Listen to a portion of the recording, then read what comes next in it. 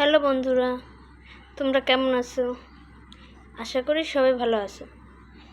আজকে আমি রান্না করব ভেটকি মাছ আর বেগুন দিয়ে। তেমন কোনো মশলা নাই, অল্প মশলা দিয়ে রান্না করব। প্রথমে মাছগুলো ভাজিয়ে নেব, নুন হলুদ দিয়ে মাছ মাখাই নেব।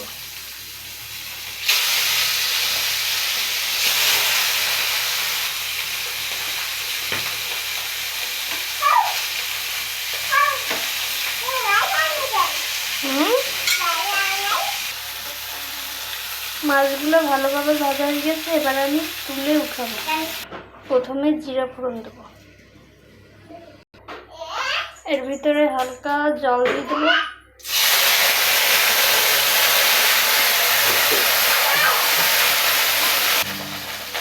এরপর হলুদ গুঁড়া,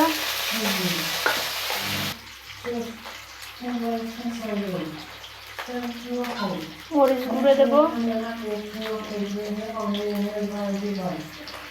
লবণ স্বাদ মতো। এবার হালকা কষাই নিতে হবে, তারপর এবার জল দিয়ে দিতে হবে। এবার বেগুনগুলো দিয়ে দেবো।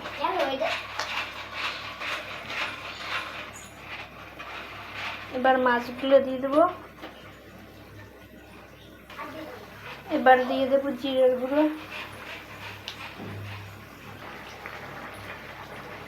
এবার দিয়ে দেবো গরম মশলার গুঁড়ো। আর কোনো কিছু লাগবে না, আমার রান্না প্রায় শেষের দিকে। ব্যাস, আমার রান্না হয়ে গেছে। অল্প মশলা দিয়ে এটা খাইতে অনেক সুন্দর লাগে, আপনারা ট্রাই করে দেখবেন।